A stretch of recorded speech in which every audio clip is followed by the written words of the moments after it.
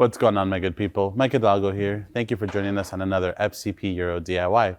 Today, we're going to be working on a 2008 Mini Cooper S R56.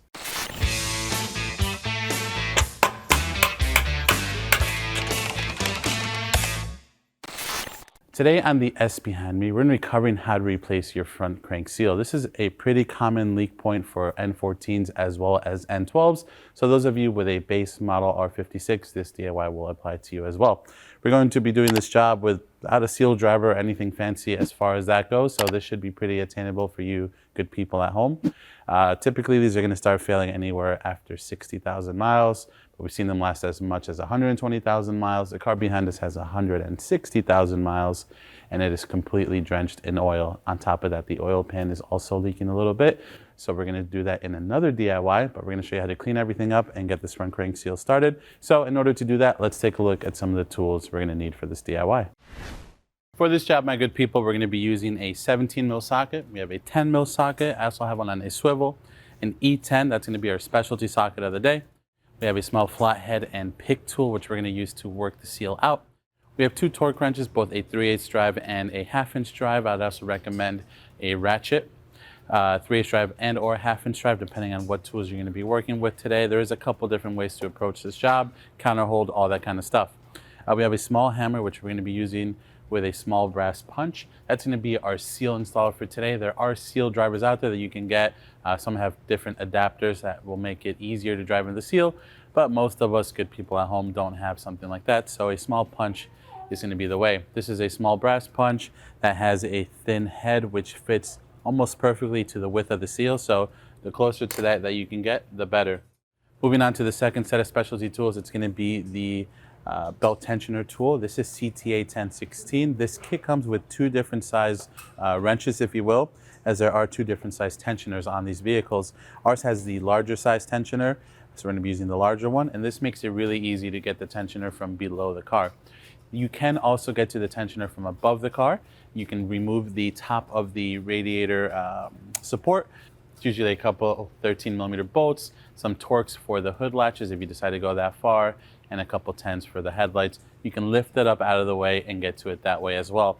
If you're going to be doing it that way, you may want to just sub out the specialty tool for a thin wrench or something like this. This is a fan clutch tool, also from CTA, but it's a 32mm wrench. So it's nice and thin, and it just has enough bite to get the tensioner, lock it up so you can detension the belt and push in the pin to lock it in. So a couple different ways to get to that.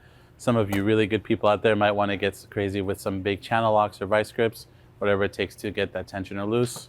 Get to it, my good people. Last but not least, this thing has been leaking for a very, very long time. So I bought some grease off the shelf, also available on fcpo.com, along with some BMW brake cleaner. Those have a 1/2" impact and a 3/8 drive ratchet, which will make the process of removal and install of wheels and hardware a little bit quicker. Now with that, my good people, let's go ahead and get started on this DIY. All right, my good people, before we get underneath the car and start working on cleaning up our gunky mess down there and all that good stuff, I wanted to highlight what we're going to be working with up top here. Just going to be pretty simple depending on how you want to approach this job. Again, we talked about tools and how you can do this two different ways. But most importantly, if you come a little bit closer, we have our belt tensioner.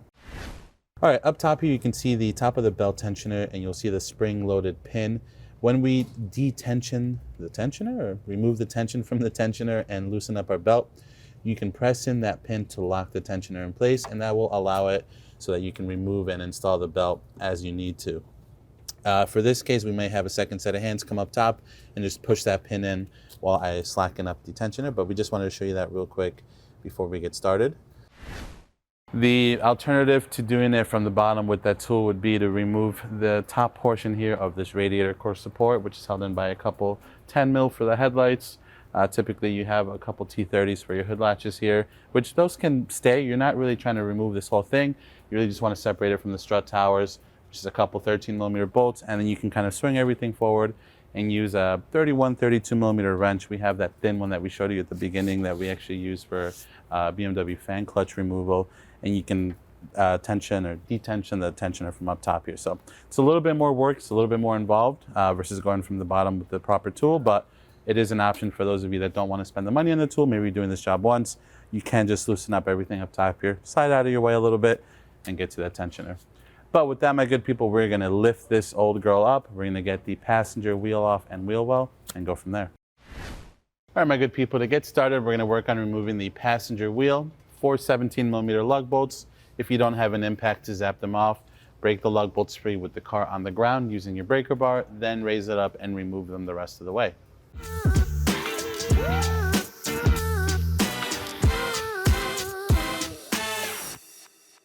All right, now with the wheel off, my good people, you'll notice that A, we have a better view of what we're working with, but B, this car is missing its fender liner. These are typically held in by a couple expanding rivets, usually with a Phillips head. Sometimes you have to kind of hold the back of the rivet, the base of it, and then turn the Phillips head portion out with a Phillips head screwdriver. You typically have 2 T30s up top, one right here, and one towards the back, kind of underneath the little S on the S models or the grill on the non-S models. And then it's just all plastic rivets. So once you get those out, you can pull it out of the way and have a better view of what you're working with.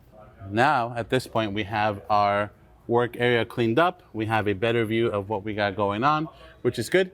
The next thing we're gonna do here is give ourselves a little bit of room to work with. So we're gonna free up this AC line, which is held in here by this plastic clip.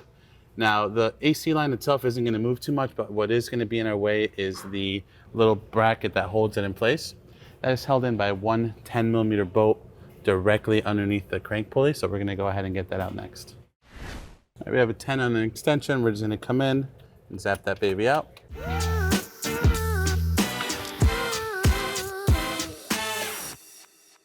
All right, with that AC bracket out of the way, that's gonna give us a little bit more room to get this crank pulley off.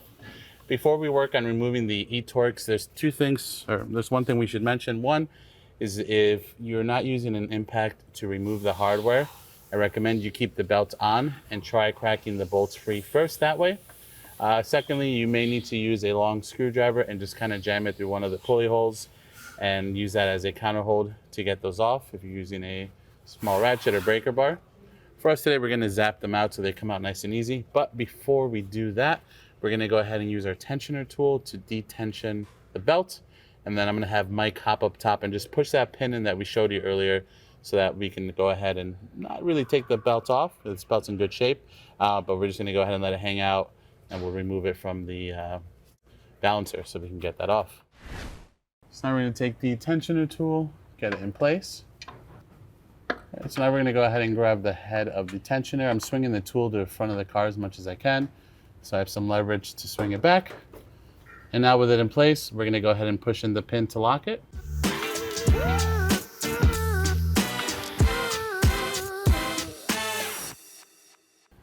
All right, now with the tensioner locked, our belt is gonna be nice and loose, which is exactly what we want. We're gonna pull on this cord strap and this will put our tensioner in the service position. There we go. So that'll give us the slack we need. And with that there, we can go ahead and just slide the belt off of our crank pulley. All right, we're just gonna let the belt hang out over here. We're not gonna get too crazy with it. Now we can go ahead and tackle the 3 E10s that hold the crank pulley in place. We have 3 E10 bolts to remove, which we're gonna use the electric tool to zap out. These aren't very tight, so a little electric ratchet like this should do. But again, as we mentioned earlier, pretend this is a screwdriver. You can jam it through one of these holes and use that as your counter hold. Or you can put a socket on the crank bolt and use that as well. Again, not very tight, so you shouldn't worry about loosening up the crank bolt either. With the hardware loose, now we can pull our crank pulley off. With the pulley off, now we can see the front crank seal, which in this case is pretty beat up and obviously it's been leaking quite a bit. We're gonna take our pick tool and our flathead screwdriver, see which one of the two works best, and we're gonna work on taking that out. We're gonna go in with our pick tool, get in underneath the soft seal up against the actual crank hub, twist a little bit and get behind the metal lining on the seal itself.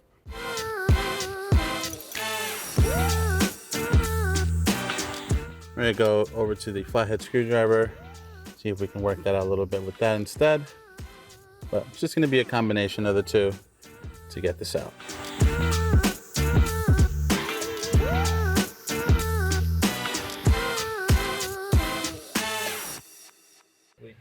All All right, so you can see, my good people, just from touching the seal a little bit, it is literally starting to leak like crazy. One thing to note with these is the depth of the seal and how deep it's sitting inside of the timing cover, or in this case, the front of the block, as it's built into the cover. So when you install your new one, make sure that the depth is about the same. Sometimes people will install these specifically on these engines, and the seal will be flush with the face of the case, which will cause you a leak down the road. So make sure you get that seated in there. Now, just be mindful, we are prying on the seal itself. Here's a good view of that. You can see we didn't break through. The seal has the metal edge on it, which is what we're working up against. I'm gonna go ahead and pull that out, get this debris out. We'll go ahead and let this drip a little bit. We're gonna clean it up nice, and since we are doing the oil pan on this car, we are doing an oil change. Just be mindful, if you spray cleaner in here or any sort of chemicals, you're gonna wanna drain that oil out so you can get that out, which we are doing for this, so we're not too worried about that today.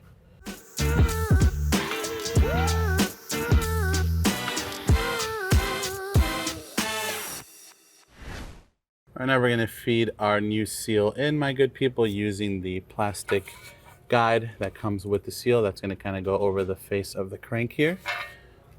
Then we can start sliding this baby on. Now with that, we're gonna take our brass punch and gently start tapping it around. Obviously, again, like we talked about at the beginning, there are seal drivers to do this job, but most people, like you and me, my good people, are not gonna have these at home, just to do this job maybe once. We're focusing our pressure on the outside of the seal. That's where the metal lining on it is, not on the inside, where we're gonna damage that, because that's what rides up against the crank.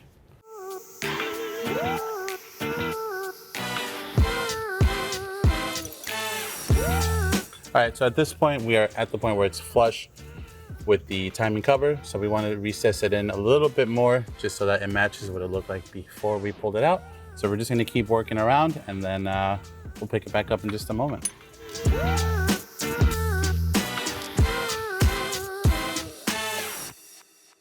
All right, my good people, at this point, we're gonna do a good visual inspection. Take a look at the seal. Never hurts to look at it from the side either, to see if it looks uniform around the nub on the crank. And then we're gonna run our fingers along it as well, just so that we can feel, see if there's any raised spots or anything weird going on here. And in this case, it looks good and it feels good. So at this point, what we can do is we can go ahead and install our harmonic balancer once more. Again, we are replacing it mainly due to the fact that they do go bad over time. And in this case, ours was so saturated in oil that it would be dumb to let it sit there and reuse it, just due to the fact that the oil is going to start breaking down the quality of the rubber. So we definitely don't want to do that.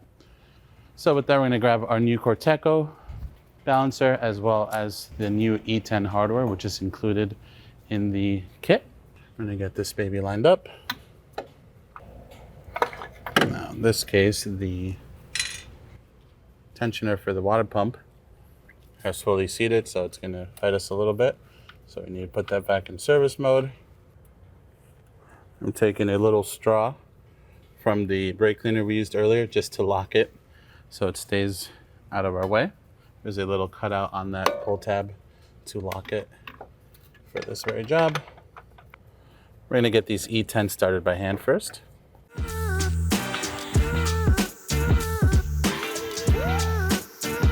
All right, with those E10 started, we're just gonna go ahead and use the electric ratchet to very gently snug them back in, and then we're gonna torque them down properly using the torque wrench.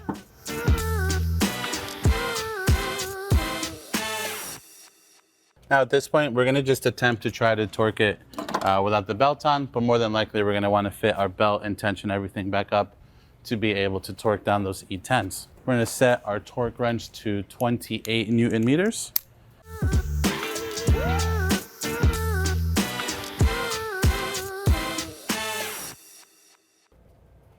And there's 3. You can see we just stuck it through one of the openings on the balancer, and we just jammed it up against the subframe. It's not enough torque where it's going to hurt anything. You just want to make sure you don't feed it into the actual seal by accident. We're going to feed our belt on, feed it over the crank pulley. If we need to, we can pull on this pull tab a little bit more to give us a little bit of room there. All right, this pull tab can go back in, so that our water pump spins off of the crank pulley once more.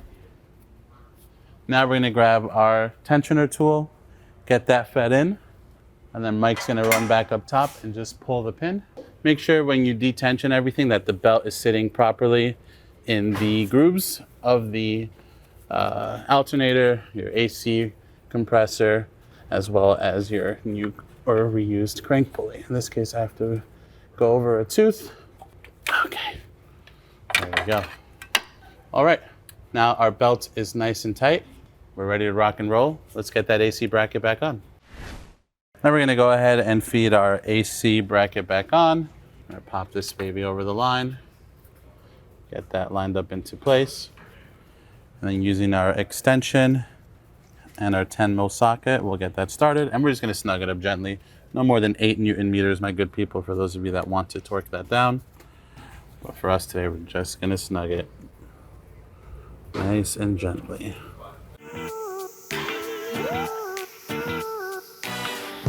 I'm switching over to a swivel socket, which should give me hopefully the right angle I need to get this 10 mil started. Obviously it's a little bit off, and you have just the subframe and the AC line in the way, just enough that it doesn't allow you to get the bolts in at a nice straight angle.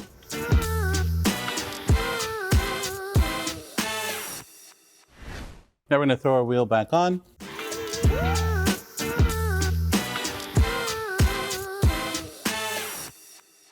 All right, let's drop her down and give her the final torque. Now with the car on the ground, we're gonna torque the wheels down to 140 Newton meters.